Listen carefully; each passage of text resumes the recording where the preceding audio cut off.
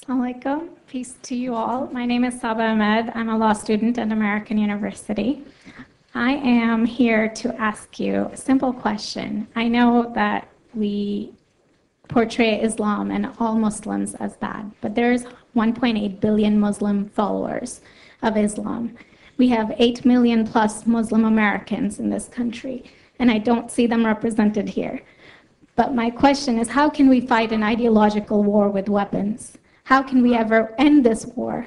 The jihadist ideology that you talk about, it's an ideology. How can you ever win this thing if you don't address it ideologically? Great question. I am so glad you're here, and I am so glad you brought that up because it gives us an opportunity to answer. What I find so amazing is since the beginning of this panel, which we are here about Benghazi attack against our people, not one person mentioned Muslims. We are here against Islam, or we're launching war against Muslims. We are here to discuss how 4 Americans died and what our government is doing. We were not here to bash Muslims. You were the one who brought up the issue about most Muslims, not us. And since you brought it up, allow me to elaborate with my answer. There are 1.2 billion Muslims in the world today. Of course, not all of them are radicals. The majority of them are peaceful people. The radicals are estimated to be between 15 to 25%, according to all intelligence services around the world. That leaves 75% of them peaceful people. But when you look at 15 to 25% of the world Muslim population, you're looking at 180 million to 300 million people dedicated to the destruction of Western civilization. That is as big of the United States. So why should we worry about the radicals, 15 to 25%? Because it is the radicals that kill. Because it is the radicals that behead and massacre. When you look throughout history, when you look at all the lessons of history, most Germans were peaceful. Yet the Nazis drove the agenda. And as a result, 60 million people died.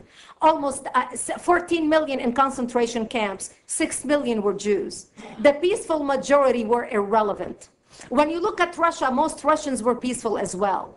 Yet the Russians were able to kill 20 million people. The peaceful majority were irrelevant. When you look at China, for example, most Chinese were peaceful as well.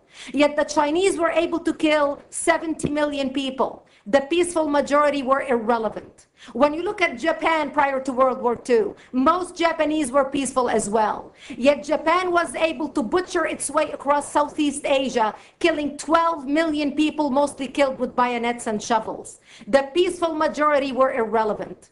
On September 11th in the United States, we had 2.3 million Arab Muslims living in the United States. It took 19 hijackers, 19 radicals to bring America down to its knees, destroy the World Trade Center, attack the Pentagon, and kill almost 3,000 Americans that day. The peaceful majority were irrelevant. So for all our powers of reasons and us talking about moderate and peaceful Muslims, I'm glad you're here. But where are the others speaking out? And since you are the only Muslim representative,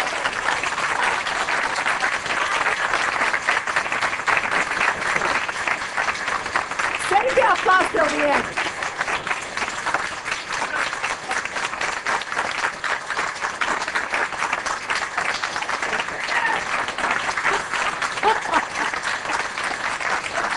Thank you.